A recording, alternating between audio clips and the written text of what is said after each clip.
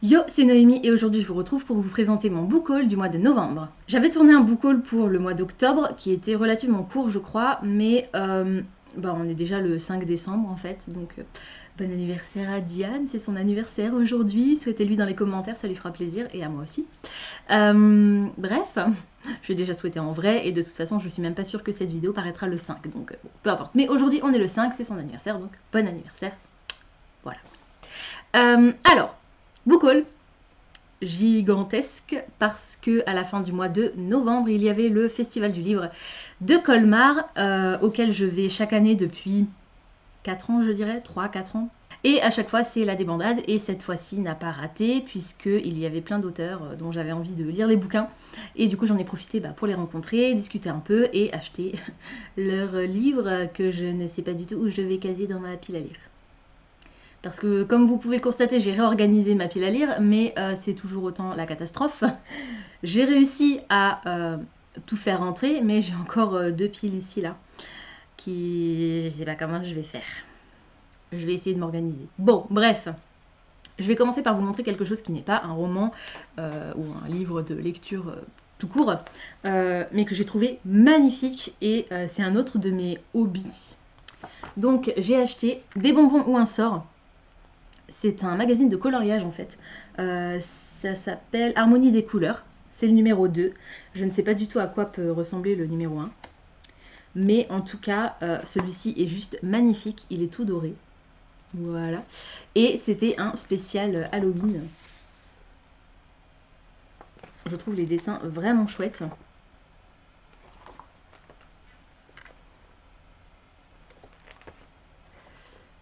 J'ai commencé à faire celui-ci. C'est mon chéri qui l'a choisi. Donc voilà, je trouve vraiment joli et il va aller rejoindre ma collection de livres de coloriage, mais du coup là je suis pas certaine de le ressortir avant l'année prochaine. Mais je le trouve vraiment joli et je trouve vraiment chouette qu'il puisse faire ce genre de choses en magazine. Ensuite, 2 ouvrages que je n'ai pas achetés, c'est des livres que j'ai récupérés à la médiathèque où je travaille, qui étaient des livres en don en fait et qu'on ne va pas intégrer au fond. Il y a le tome 2 de Vampire Nation de Larissa Yon aux éditions Milady. Ce tome 2 s'intitule Hunter. Je n'ai pas encore lu le tome 1 et à vrai dire je me demande si je ne l'ai pas enlevé de ma wishlist il y a quelques temps parce que vous savez j'avais fait un gros tri. Voilà, donc si le tome 1 n'est effectivement plus dans ma wishlist, bah tant pis, je me débarrasserai aussi de celui-là. Mais voilà, pour l'instant j'ai le tome 2, ça parle de vampires, c'est de la bitlit, voilà, je ne vais pas rentrer dans les détails du résumé, je me souviens plus exactement de quoi ça parle. Idem pour Fièvre Faé, le tome 3 des chroniques de Michaela Lane de Karen Marie Moning aux éditions J'ai lu. Le tome 3 donc, je l'ai dit. Pareil, je me demande si j'ai pas viré le tome 1 de ma wishlist il y a quelques temps. Il est un peu jauni quand même cet exemplaire, hein. On voit qu'il a bien vécu. Voilà, 2011. Donc pareil, à voir, est-ce que j'ai encore envie de lire le tome 1 ou pas, et sinon, si jamais ces 2 tomes-là risquent de terminer en boîte à livres, quoi, si finalement ils sont plus dans ma wishlist. Mais bon, là c'était l'occasion, je sais que pendant une période ils m'intéressaient, et du coup je me suis dit, bon allez, je les prends, ça me coûte rien, et à part le transport et le stockage, qui est, comme vous le savez, un problème. Mais voilà, pour l'instant je les ai, et si ça se trouve ils resteront pas longtemps à la maison. En vue des sélections pour les 5 finalistes du PLIB 2020, j'ai emprunté à la médiathèque Engrenage et Sortilèges de Adrien Thomas chez Rajo. Donc c'est un titre qui est sorti en 2019, écrit par un auteur francophone, et qui est de la fantasy, fantastique ou science-fiction. Je crois qu'on est plutôt sur de la fantasy, fantastique peut-être. Voilà, en tout cas, je l'ai emprunté pour le lire puisqu'il fait partie des 20 sélectionnés pour le PLIB 2020. Voilà, voilà. Pareil, je me souviens plus trop exactement de quoi ça parle, mais bon, je sais que j'avais très envie de le lire. Il était dans ma wishlist depuis quasiment sa sortie en fait. Donc voilà, je pense que j'aimerais essayer de le lire d'ici la fin de l'année, mais bon, ça va être compliqué. En tout cas, j'espère que j'aurai eu le temps de le lire avant la date butoir de nomination des 5 finalistes. Le titre de la 1001 livre box que vous avez vu il y a très peu de temps, Showstopper de Hailey Barker, quand le spectacle a le goût du sang, chez Bayard. Je ne vais pas revenir dessus puisque je vous avais lu le résumé dans mon unboxing de la 1001 livre box de novembre. Et il est venu accompagné de ce magnifique petit carnet de lecture estampillé Le Cirque des Rêves, qui est un roman que j'avais adoré. Voilà, donc je vais passer à la suite puisque voilà, parce que vous voyez qu'il est tout doré, qu'il est magnifique, mais je vous ai déjà dit de quoi ça parle il y a très peu de temps, du coup je ne m'attarde pas dessus. Et le dernier roman que j'ai à vous présenter avant de passer à ma gargantuesque pile d'acquisition du Festival du Livre de Colmar, c'est Le Prieuré de l'Oranger de Samantha Shannon aux éditions de Saxus. Regardez-moi cette beauté. Il brille de mille feux. Il fait presque 1000 pages. On est à 987 pages si on compte la note de l'autrice. J'ai pas envie de vous dévoiler trop de l'histoire puisque moi-même je n'en connais pas grand-chose. C'est un roman qui a été encensé partout quand il est sorti en anglais. C'est un roman apparemment qu'il faut avoir lu. C'est une réinterprétation de la légende du saint patron des Britanniques qui a terrassé un dragon pour sauver un village. Et c'est une légende qui, quand on la raconte comme ça, est très très courte. Et Samantha Shannon a réussi à en faire 1000 pages quand même. Hein. En plus, c'est pas écrit très très très gros. Hein. Voilà, donc j'en sais pas plus de cette histoire. Je sais qu'on va avoir affaire à un roman qui est engagé, avec des thématiques fortes, une représentation la plus large possible au niveau des personnages. Voilà, j'ai trop hâte. J'ai vraiment trop hâte de le découvrir en lecture commune avec Diane, puisque du coup, elle se l'est offert quand elle est partie faire son petit voyage à Londres. Voilà, je vais pas vous en dire plus. Et puis, j'ai trop hâte. J'ai trop hâte. Voilà. En même temps, ça me fait un peu peur, hein, parce que 1000 pages, j'ai intérêt à bien accrocher, parce que sinon, je sens que je vais être perdue. Bon, du coup... Passons à la catastrophe. Alors, je ne vais pas forcément m'attarder sur tous les résumés puisque principalement, je vous ai déjà parlé de presque tous ces romans, soit dans une wishlist, soit dans une wishlist. Pour l'instant, je ne vois pas dans quel autre type de vidéo j'aurais pu vous parler de ces romans. Ou bien c'est des suites de séries dont je vous ai déjà mentionné le tome 1, etc. Je commence par le premier sur la pile. La nouvelle de Cassandra O'Donnell chez Flammarion Jeunesse. Donc, tous les livres que je vais vous montrer là sont dédicacés, à part un, je crois. Voilà. Avec un petit marque-page de la légende des 4. J'en ai plein de Cassandra O'Donnell qui sont dans ma pile à lire et qui ne sont pas encore dédicacés. Notamment les tomes, je crois, 3, 4, 5, 6 de Rebecca Keane. Et puis, voilà, j'ai aussi la légende des 4, le tome 2 qui n'est pas dédicacé. Le tome 3 vient de sortir, donc j'aurais pu aussi l'acheter. Et puis toute la série Malenfer, Sombre Terre, et puis toutes les séries dérivées qui tournent autour de ces deux sagas différentes. Voilà, j'aurais aussi pu acheter un de ces titres-là. Mais la nouvelle est vraiment très très court. Il me fait envie, c'est un roman qui est un peu différent de ce que Cassandra O'Donnell écrit d'habitude, puisqu'elle a plus l'habitude d'écrire de la fantaisie ou du fantastique. Là, c'est du contemporain pour les enfants. Voilà, j'ai quand même très très hâte de le lire. Et je vais juste vous lire la petite phrase d'accroche. Comme ça, vous saurez un petit peu de quoi ça va parler. Je vous présente une nouvelle élève, annonça la prof. Elle s'appelle Aya. Elle vient de Syrie. Voilà. Donc, je vais pas vous en dire plus. Voilà, j'ai juste très très envie de le lire. Et pendant que j'attendais pour faire dédicacer la nouvelle, elle était en train de raconter l'histoire d'un autre de ses romans, un de ses tout premiers, je crois. Je me demande même si c'est pas son tout premier roman qu'elle a écrit. Et elle était en train de le raconter à la personne qui était juste devant moi. Et ça fait un moment aussi que je louche dessus, mais j'avais jamais pris le temps de m'y intéresser plus que ça. Et là, c'était l'occasion, en fait. Donc, j'ai aussi pris Les Aventures improbables de Julie Dumont, toujours de Cassandra O'Donnell, et chez J'ai lu cette fois. Donc là, on est plus sur un roman feel good, un truc assez humoristique. avec une jeune fille à qui il va arriver plein d'aventures assez improbables, d'où le titre. Voilà, donc la dédicace à prêter aux copines, ça a l'air d'être un truc assez fun en fait. Et du coup j'ai très hâte de découvrir cette histoire, ce personnage qui a l'air complètement, pas forcément décalé, mais à qui il va arriver les pires galères. Et voilà, j'ai vraiment hâte de rencontrer ce personnage. Ensuite, j'ai croisé encore et toujours, chaque fois que je vais au salon de Colmar, je croise soit l'une, soit l'autre, soit les deux. Et là, ils étaient là tous les deux. Sophie Jomain et Maxime Gilliot, Thérapie du crime aux éditions J'ai lu. C'est un des romans qu'ils ont écrit ensemble et qu'ils ont du coup dédicacé ensemble. Ils sont toujours l'un à côté de l'autre en général, comme ils écrivent ensemble. Voilà. Pareil, j'ai très hâte de le lire. Je vous en ai parlé dans une wishlist, du coup je ne m'attarde pas sur le résumé. Juste à côté, j'ai rencontré Marianne Lévy, à qui j'ai acheté Chaussures à son pied, une nouvelle vision de Cendrillon. C'est dans la collection Il était une fois de Pygmalion. Alors, petite anecdote.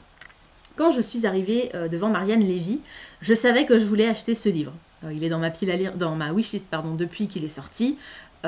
Cette collection me fait mortellement envie. Pygmalion a décidé de créer une collection qui revisite les contes. Forcément, ça m'intéresse, vous vous doutez bien. Quand je suis arrivée devant Marianne Lévy, j'ai pris le livre et je lui ai tendu tout de suite pour qu'elle me le dédicace, puisque je savais que je voulais l'acheter. Et là, elle m'a mise en garde sur le fait que ce n'était pas une réécriture de Cendrillon, en fait. L'éditeur l'a vendu comme ça, mais c'est plutôt... Si on veut vraiment parler de réécriture, c'est plutôt une nouvelle vision de l'histoire du prince charmant dans Cendrillon.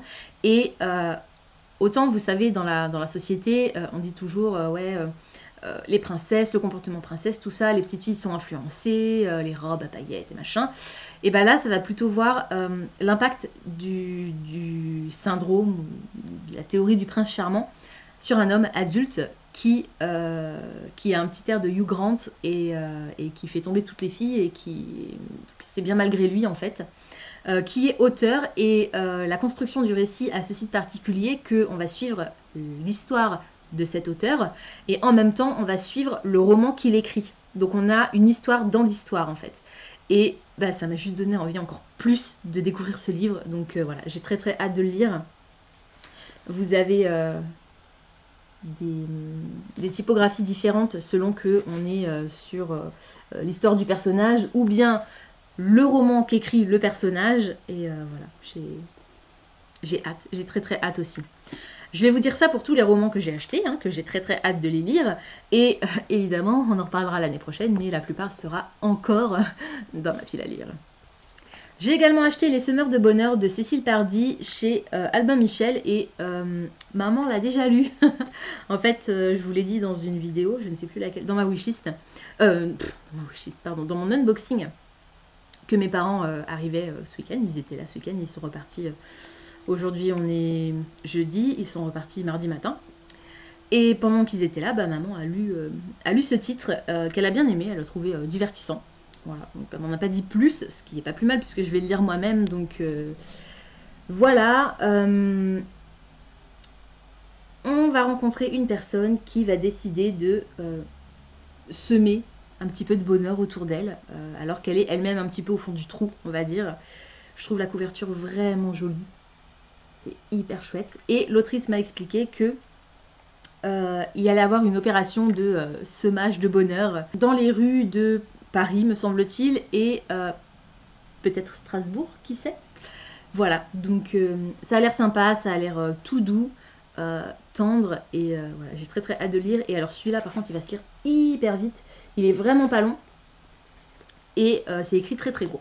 Ensuite, un roman qui est dans ma wishlist depuis tellement longtemps qu'il est sorti en poche maintenant. Tu as promis que tu vivrais pour moi de Karen Ponte aux éditions Pocket. Il faut que vous sachiez que ce roman est le tout premier, peut-être à une ou deux exceptions près, mais on va dire le tout premier, que ma sœur a jamais lu de sa vie. Ma sœur est une personne qui ne lit pas, qui n'aime pas lire, elle a jamais aimé ça, même à l'école, voilà. Elle a 25 ans, hein. Et voilà, c'est pas son truc. Alors autant moi, j'adore ça, je suis plongée dedans, vraiment, je dévore les bouquins. Autant elle, ça a jamais été sa came, elle a jamais aimé ça. Et elle est tombée sur ce livre, alors je sais pas pourquoi, ni comment ça l'a interpellée, mais elle l'a lu en entier et elle l'a adoré. Et moi, il est dans ma wishlist depuis tellement longtemps que je pouvais pas passer à côté en fait. J'étais obligée de l'acheter. Je vous ai pas montré la dédicace des romans précédents, mais je vous l'ai dit, ils sont tous dédicacés, hein, à peut-être une exception près.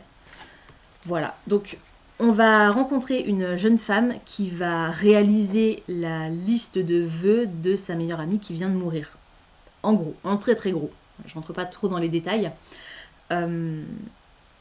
Pareil, ça a l'air tendre, ça a l'air hyper émouvant. J'avais lu un roman comme ça il y a quelques temps, c'était La vie de A à Z, je crois, quelque chose comme ça, sur cette maman qui sait qu'elle va mourir et qui, avant de mourir, réalise une genre de chasse au trésor pour ses 2 filles qui se sont perdues de vue dans le but de les rapprocher. C'était vraiment chouette. Voilà, donc j'ai très très hâte de lire celui-ci et en format poche, donc pas cher en plus, ça c'est cool. Ensuite, N'habite plus à l'adresse indiquée de Nicolas Delessal aux éditions Prélude. Dans cette histoire, on va suivre une jeune femme qui se voit envoyer des lettres d'amour et elle ne sait pas par qui.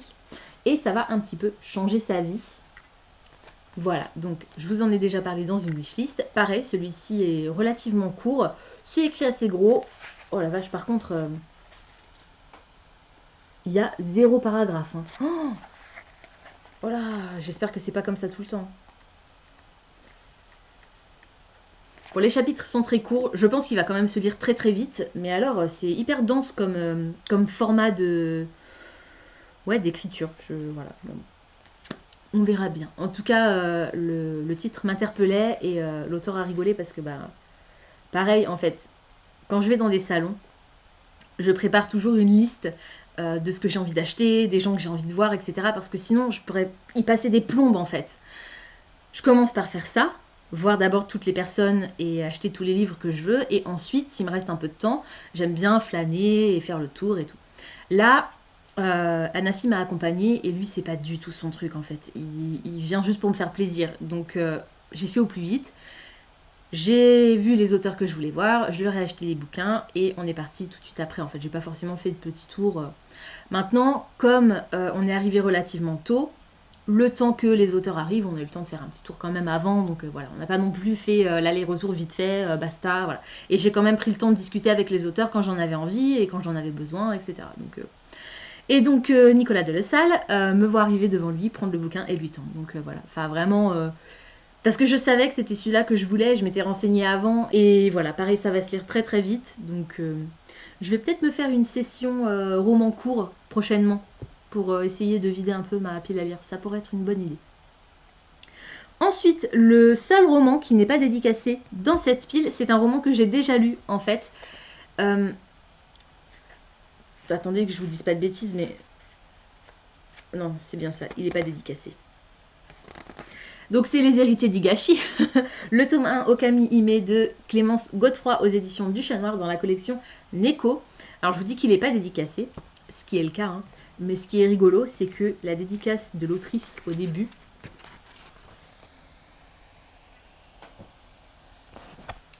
Bon, moi ça s'écrit avec un E à la fin, mais je trouve ça quand même rigolo. Je vous ai parlé de ce titre, vous savez que je l'ai beaucoup aimé, il fait partie des sélectionnés pour le Plip 2020, du coup j'espère qu'il va aller loin, et voilà, et je vous invite à retrouver la vidéo dans laquelle j'en parle, parce que c'était vraiment une très très chouette lecture.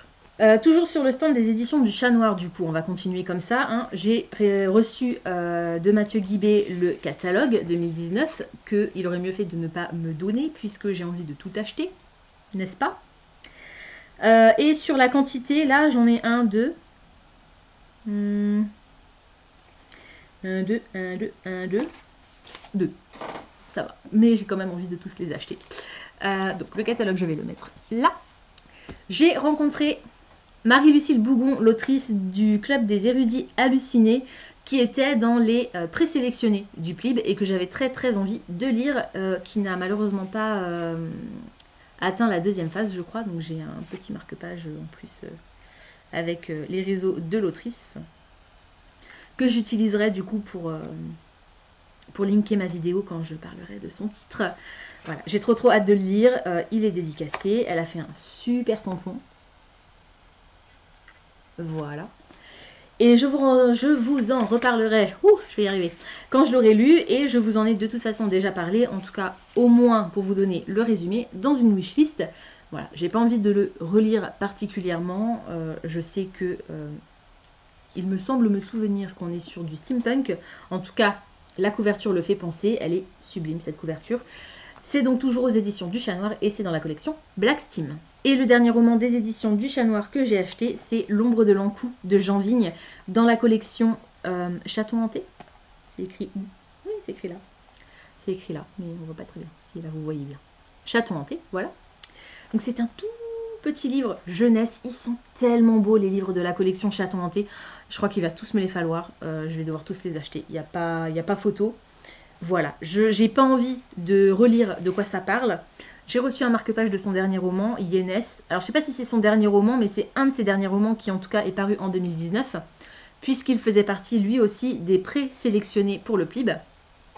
Et il n'a pas atteint non plus la phase des sélections, mais regardez ça, illustré en plus. J'ai trop hâte. J'ai trop hâte, j'ai trop hâte. Et je suis pas sûre que je vais attendre Halloween prochain pour le lire celui-ci. Hein. Il est vraiment très court. Il est magnifique, il est magnifique, il est magnifique. Et Jean Vigne est super sympa en plus, donc c'est cool. Et j'ai toujours dans ma pile à lire, j'ai le premier tome de Néa Chronicle que je n'ai toujours pas lu. Et j'ai aussi le premier tome de Elvira Time de Mathieu Guibé que je n'ai toujours pas lu. J'ai les tomes 2 et 3 de Estelle Vanier, comment elle s'appelle, Kayla Marshall, que je n'ai toujours pas lu, mais que j'avais adoré le tome 1. Ouais, les éditions du Chat Noir, j'adore cette maison d'édition. Je ne prends juste pas le temps de lire les livres. C'est triste, c'est très très triste. Et il se trouve que le stand des éditions du Chat Noir avait un invité un petit peu exceptionnel qui m'a reconnue et du coup j'étais très contente. Il m'a dit, on s'est pas déjà vu? Oui, on s'est déjà vu, on se voit même souvent. En général aux Imaginales et à Colmar du coup pour le coup puisqu'il était là. Ariel Holz. C'est Obédience, le premier tome de sa nouvelle série qui s'appelle L'âme vive. Donc là, on est sur de la fantaisie orientale, une dystopie. La dystopie, c'est pas trop mon truc, mais j'ai aimé le premier tome des Sœurs Carmine. Ariel Holz, c'est une personnalité que j'apprécie, en fait. C'est quelqu'un d'hyper gentil, hyper attachant. J'ai reçu plein de goodies avec. Donc j'ai un marque-page, une petite carte et une carte postale. Voilà.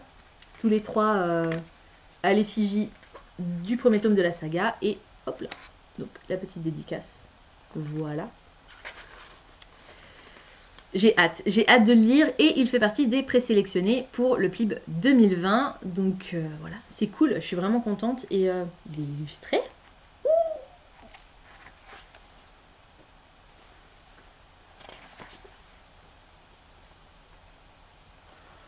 j'ai trop hâte. J'ai trop hâte. J'ai trop hâte. Pareil, je vous en ai parlé il n'y a pas longtemps dans une wishlist, donc je reviens pas dessus. Idem pour le suivant, qui est un titre qui est dans ma wishlist depuis sa sortie et que j'achète seulement maintenant, mais ça m'a permis de rencontrer l'autrice, Camille Brissot. Ce des limbes aux éditions Syros.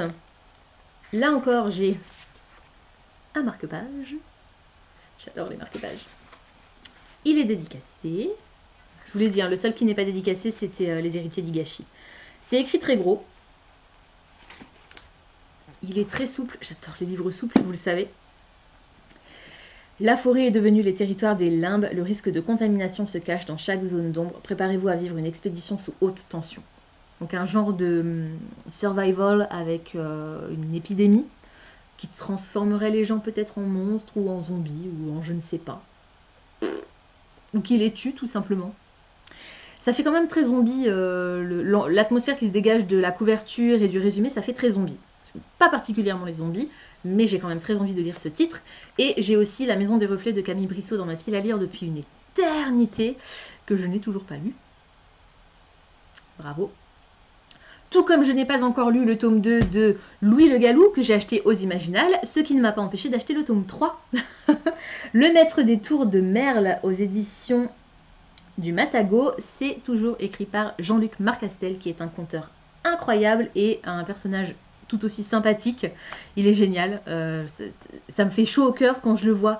Je sais pas, c'est une personnalité rayonnante, vous voyez. Je sais pas comment vous expliquer mieux que ça, mais il a toujours le sourire, il est enthousiaste et tout. Franchement, il faut le rencontrer. Il faut rencontrer cet homme, c'est quelqu'un d'extrêmement gentil.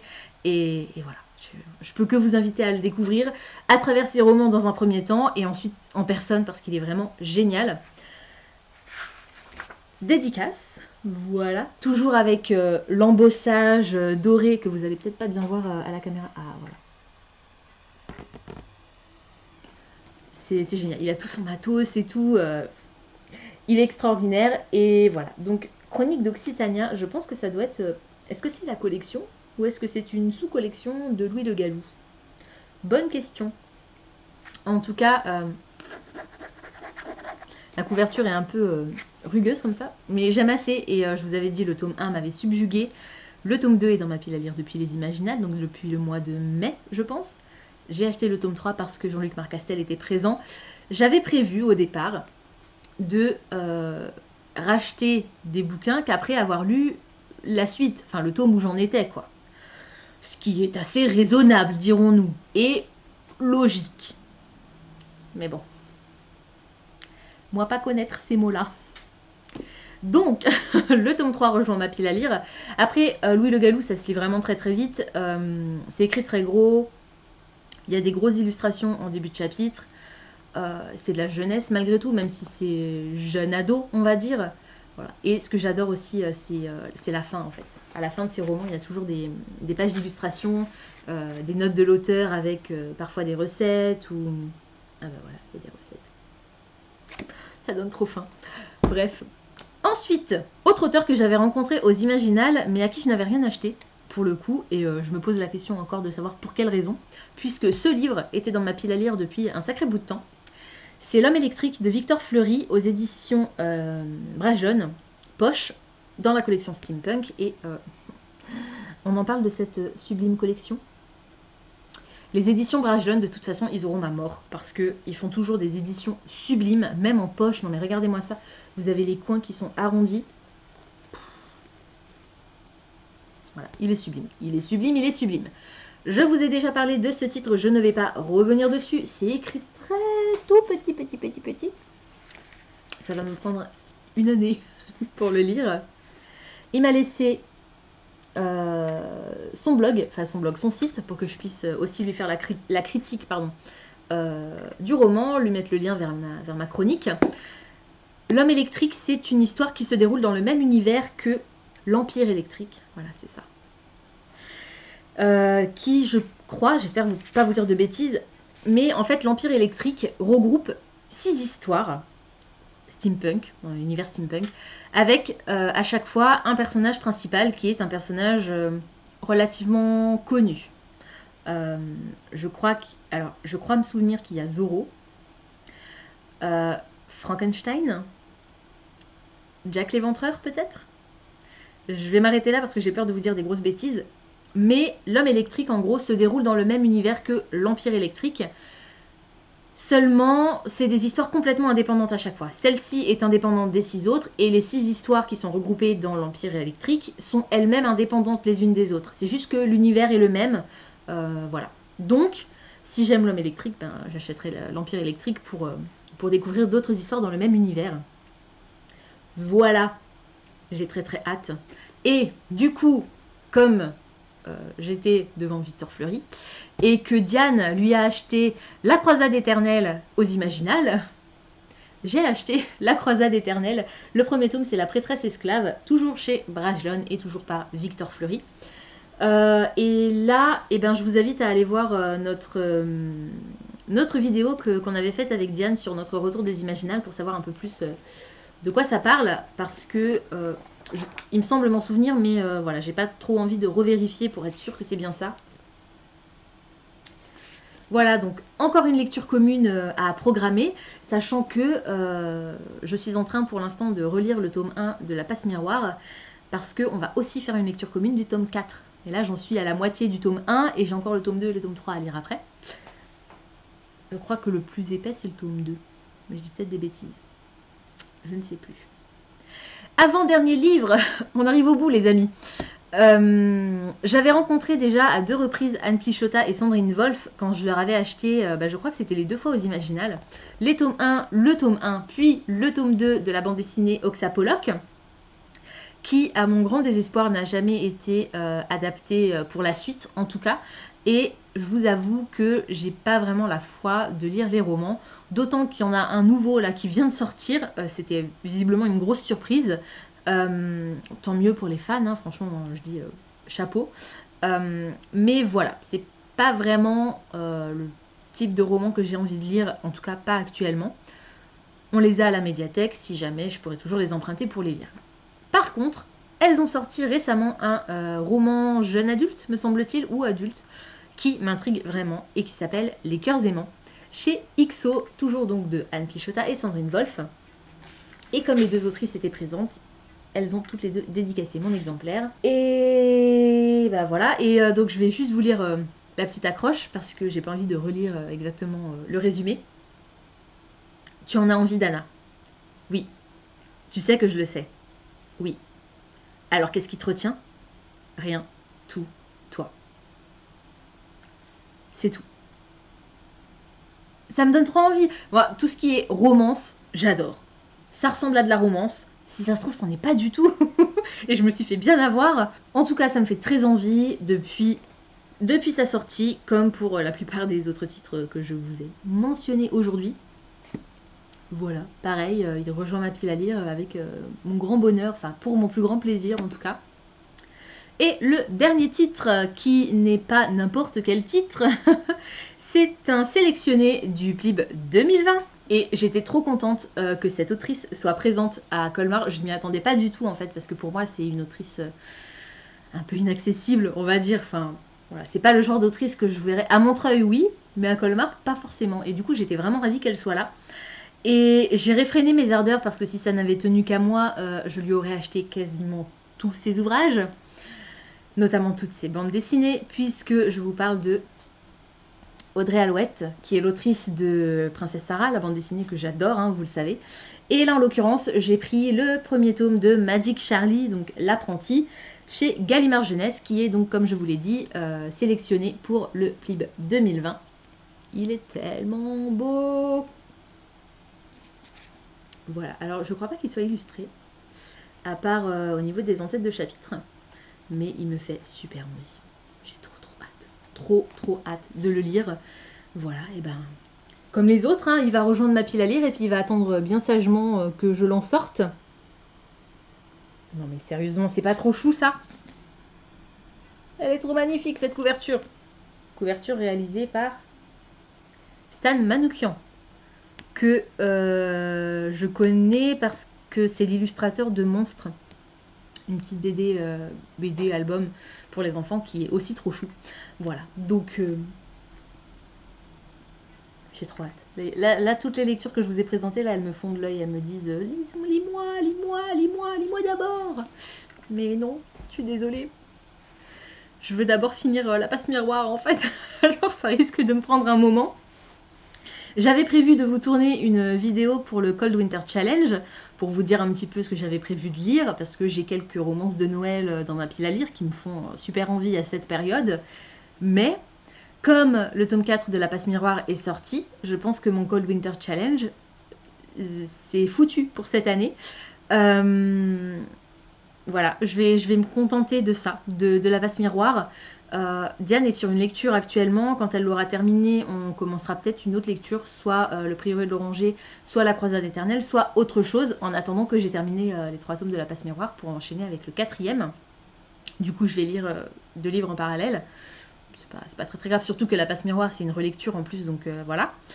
Il n'y aura finalement pas de 3e vidéo bilan de mon Pumpkin Autumn Challenge, puisque je l'ai réussi, on va dire que j'ai réussi mon challenge, puisque j'ai lu un livre en plus dans le premier menu, donc en termes de quantité, on va dire que je l'ai réussi. Mais pour la dernière pour le dernier menu, il me manquait 2 livres à lire. J'avais prévu de lire le tome 2 de Terre de Brume et Dreamology, que j'ai commencé, mais finalement j'avais pas envie de ça pour l'instant, donc je l'ai reposé. Et je suis toujours en plein dans la lecture des 7 vies de Léo Bellamy, mais celui-là, je l'ai mis en pause depuis tellement longtemps, depuis la fin de l'épreuve des audacieux en fait, pour tout vous dire. Ça craint, début novembre je crois c'était. Donc il est toujours dans ma pochette à livres, mais pour l'instant j'ai pas envie de m'y replonger particulièrement, je sais même pas si je vais le finir un jour. Pour l'instant je le mets en pause. Quand j'aurai terminé ma relecture de La Passe Miroir, peut-être que je retournerai dedans au moins pour le terminer. D'autant qu'il a même pas passé le cap des présélectionnés en fait pour le PLIB, donc finalement c'est même plus une obligation entre guillemets, puisque c'est de toute façon pas une obligation de le lire. Ce qui est obligatoire c'est de lire les 5 finalistes, mais les 20 sélectionnés c'est pas le cas. En parlant du PLIB, je vais bientôt vous faire quand même la vidéo sur les 20 sélectionnés pour que vous puissiez quand même connaître les titres, même si je pense que depuis le temps qu'ils ont été annoncés, vous savez déjà plus ou moins à quoi vous attendre. Je vous referai quand même une petite vidéo pour vous rappeler rapidement les règles, pour vous donner les dates importantes et pour revenir très très rapidement et très succinctement sur mon avis sur les livres que j'ai déjà lus dans cette sélection. Je crois qu'il y en a 3 que j'ai déjà lus. Il y a Les Héritiers d'Higashi, il y a L'Arachemo et le 3e, je ne sais plus lequel c'est. Ça se trouve il n'y en a que 2, hein, mais il me semble quand même qu'il y en a 3. Voilà, mon chouchou Chevauche Brume n'a pas été retenu, je suis tellement triste. Et mon deuxième chouchou que j'avais aussi beaucoup aimé, c'est Ceux qui ne peuvent pas mourir. Pareil, il n'a pas été retenu, dommage. Mais c'est pas grave, c'était quand même des super romans. Et si jamais, franchement, si j'ai l'occasion l'année prochaine aux Imaginales, si Thibault Latier-Nicolas est encore là, mais mon Dieu, mais voilà. Je serais obligée d'aller lui parler pour lui dire que je suis désolée, je peux pas vous acheter votre roman parce que je l'ai acheté l'année dernière, mais alors merci mon Dieu quoi, parce que voilà. Et pareil pour Karine Martins, Karine Martins, je crois que c'est l'autrice de Ceux qui ne peuvent pas mourir. J'ai adoré cette histoire et voilà, j'espère avoir la chance de la rencontrer un jour pour lui dire quoi, et puis et éventuellement à ce moment-là lui acheter la suite, en espérant que la suite sera sortie d'ici là. Si je réussis à la rencontrer un jour. Que de blabla, que de blabla. Voilà, c'est tout pour aujourd'hui, j'espère que cette vidéo vous aura plu. Comme d'habitude, n'hésitez pas à me dire dans les commentaires si certains des titres que je vous ai présentés aujourd'hui vous intéressent, si vous les avez déjà lus et surtout ce que vous en avez pensé. N'hésitez pas également à me dire quels sont les derniers titres qui ont rejoint votre pile à lire au mois de novembre et celui que vous avez le plus hâte de découvrir. Pensez à vous abonner à la chaîne, à liker et à partager cette vidéo, ça me fera toujours plaisir. Pensez également à cliquer sur mon lien Utip dans la barre d'infos qui vous permettra de regarder très rapidement une courte vidéo et qui me permettra à moi de récolter quelques tout petits minuscules centimes pour me permettre d'acheter notamment une ring light et à terme, si vous êtes extrêmement patient, peut-être une caméra. En attendant de vous retrouver, je vous souhaite d'excellentes lectures et je vous dis à très bientôt dans une prochaine vidéo. Ciao!